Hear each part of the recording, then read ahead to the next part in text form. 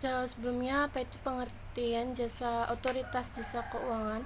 Otoritas jasa keuangan atau OJK adalah lembaga yang independen yang mempunyai fungsi, tugas, dan wewenang pengaturan, pengawasan, pemeriksaan, dan penyidikan. OJK dibentuk pada tahun 2011 melalui Undang-Undang RI Nomor 21 Tahun 2011. Lembaga ini dibentuk untuk mengawasi dan mengatur kegiatan-kegiatan dari lembaga keuangan baik bank dan non-bank. Sebelum tahun 2011, fungsi pengawasan dan pengaturan lembaga keuangan merupakan kewenangan dari Bank Indonesia. Sebagai lembaga pengawasan, maka OJK mempunyai objek pengawasan.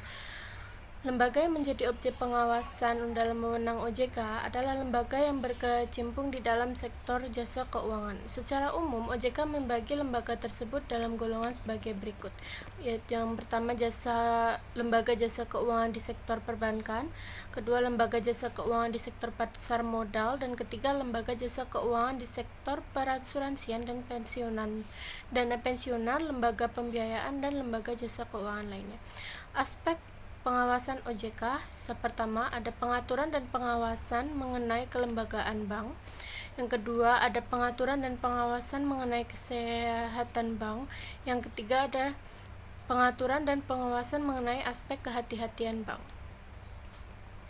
Kewenangan OJK menetapkan peraturan pelaksanaan undang-undang tentang OJK meliputi menetapkan peraturan perundang-undangan di sektor jasa keuangan, menetapkan peraturan dan keputusan OJK, menetapkan peraturan mengenai pengawasan sektor jasa keuangan, menetapkan kebijakan mengenai pelaksanaan tugas OJK, dan menetapkan peraturan mengenai tata cara penetapan perintah tertulis terhadap lembaga jasa keuangan dan pihak tertentu. Selanjutnya ada pimpinan OJK yang dipimpin oleh Dewan Komisioner. Dewan Komisioner ini bersifat kolektif dan kolegial. Hal ini berarti bahwa Dewan Komisioner merupakan suatu kumpulan SDM profesional yang mempunyai tingkat jabatan sejajar atau sejawat. Anggota Dewan Komisioner dipilih oleh DPR berdasarkan calon yang diajukan oleh Presiden, namun pengangkatannya melalui keputusan Presiden. Lalu ada lembaga penjamin simpanan atau LPS, berdiri dengan latar belakang krisis moneter tahun 1998.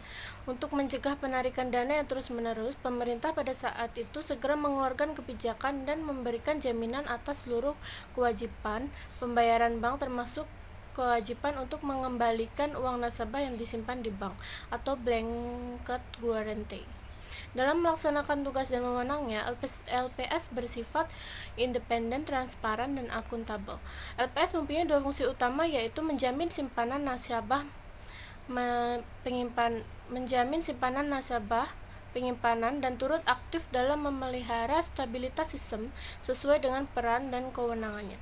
Struktur LPS terdiri dari Dewan Komisioner dan Kepala Eksekutif. Ketua Dewan Komisioner dan Eksekutif ditetapkan oleh Presiden. Dewan Komisioner merupakan pimpinan LPS. Dengan ini bertugas untuk merumuskan dan menetapkan kebijakan serta melakukan pengawasan dalam rangka pelaksanaan tugas dan wewenang. Beranggotakan 6 orang, anggota Dewan Komisioner diangkat untuk masa jabatan 5 tahun dan hanya diangkat kembali 1 kali untuk masa jabatan berikutnya. Sekian dan terima kasih.